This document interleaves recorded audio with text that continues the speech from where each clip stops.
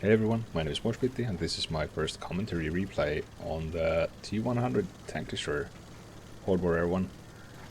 We have the Kaunas encounter battle, which is very unusual, but I'll take it. I got the sniper spawn, which is very fitting for my tank destroyer.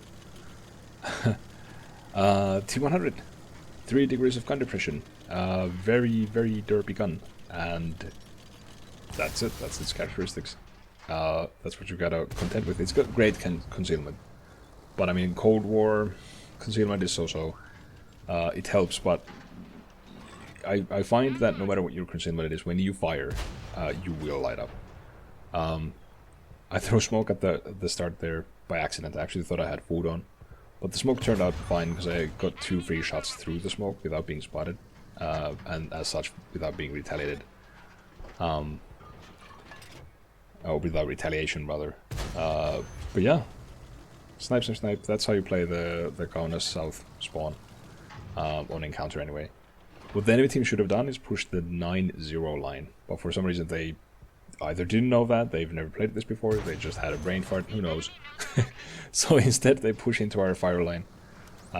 Again, I call this the sniper spawn because every team that spawns here will snipe. That's why you don't push this. That's why you go down the 9-0 if you get the north spawn. But I'm not complaining. I'll take the free damage when I can, or I would if I wasn't a terrible shot anyway. But it is what it is. The tank doesn't make it easy either. It is really derpy. I can't like over express how derpy the gun is. If it's not fully aimed, you usually will miss. Like it's a rule, not an exception. But on top of that, I'm being kind of a bad aim here. Yeah. So I've never done commentaries before. If you've got some ideas or suggestions or complaints, let me know in the comments. I'd like to make more. I started off with an easy game here, but I'll obviously try to make like more complicated matches and like more instructive commentaries going forward. But this one's just a trial run, so hope you guys enjoy anyway. I don't even know what to say here. It's so simplistic. Literally, I'm just sniping. Okay, now my smoke is up. This time I know I have smoke, unlike the first time. So I deploy the smoke there again, but rather than shooting through it, I retreat, and I'm basically using the smoke not to hide myself, but to pretend I'm still there. Because the enemies were targeting me, I was taking shots, even blind fires. So I left the smoke there and actually moved away myself so that they keep looking at that. And here I drove behind the Object 165 because I had no idea he's gonna move. He hadn't moved in a long time, but of course the minute I drive behind him, he wants to back off. But then again, rule of thumb, never drive behind teammates. I was being a dick there by accident, and he nudged me away. Totally my fault. I should have said sorry, but I didn't. I'll say sorry now. Sorry. Yeah. I continue to be a terrible shot. And it's okay. I think it's totally fine if you're not a crack shot or if your tank is kind of inaccurate. Just make sure to fire when you have a shot. Every shot counts, even the ones that miss. It's panic-inducing for a light tank. It's encouraging for your teammates. Just keep firing. That said, I'm a very proud tanker. I take great pride in my aim, and you will see in a bit, where all these misses and all these bounces are kind of getting under my skin a little bit anyway. I hit the track on that. I have no idea how it didn't pen. I think I just aimed too low, or the shot went too low. This one actually missed manually, but the derpiness of the gun landed the shot anyway. So lucky little win there, but even then I wasn't pleased with my aim. And again, I see a light tank, I line it up a little too long, and it derps into the ground with the light went behind. Now I'm getting upset.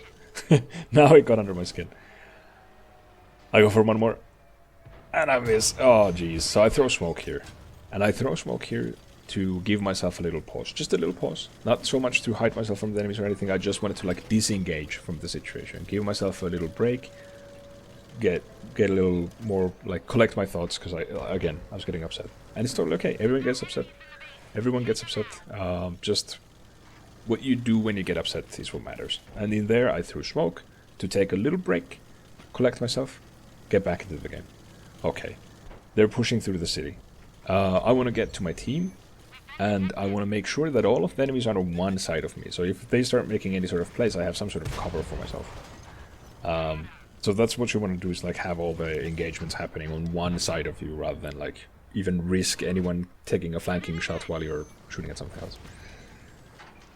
And right, I took out both of the light tanks after I calmed down and I collected my thoughts and got into a better position, closer position, because the derpy gun is what it is. That's a good example of, like, you know, you it's okay to get a little upset. What you do after that is what matters. Try to calm down. Try a different strategy. That really speaks for the multi-purpose of smoke as well. It's not just for like hiding or juking enemies like I did earlier. You can use it to just take a break, like literally just take a little pause in the battle. Because usually people can't or won't shoot through smoke, even if they know where you are. They'll rather wait it out. Anyway, here I'm trolling the poor Centurion 2 with my the T-34 hull. You can side scrape or just bounce from the front against low caliber guns like that. This poor little guy basically stood no chance. Now I'm rushing in. I've got hit points, and I have got a really confident feeling that we're winning, even though like, the whole match we were down by tanks, like 3-4 tanks at a time. But we're making it finally. So again, I throw smoke. This time, I'm using it aggressively. This time I backed off a little bit, if you notice there, and I threw the smoke literally on top of the tank. It prevents him from snapshotting me, it prevents him from even basically seeing anything. But because he's in the center of the smoke, I can pretty easily still see him.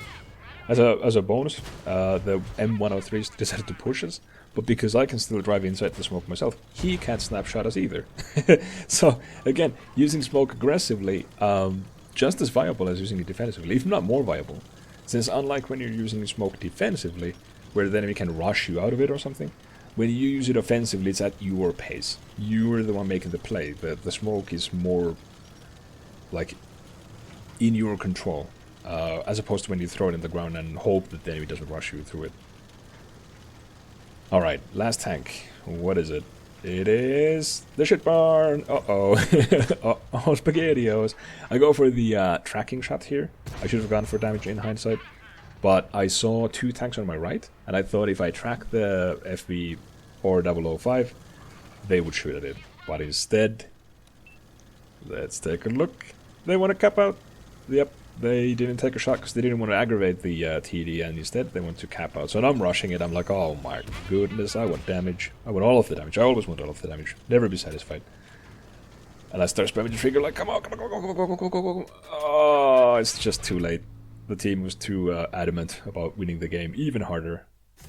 Well, we get the victory. We get the MVP. And I did not realize how well I was doing. 7,700 damage, 850 assisted. Easily carried the game for our team despite all those misses. Ace tanker. Again, even if you're missing shots, even if you're derping around, keep firing. Even if you lose your composure, get it back. Just take a little break and get back in the game. I hope you guys enjoyed, and yeah, bye.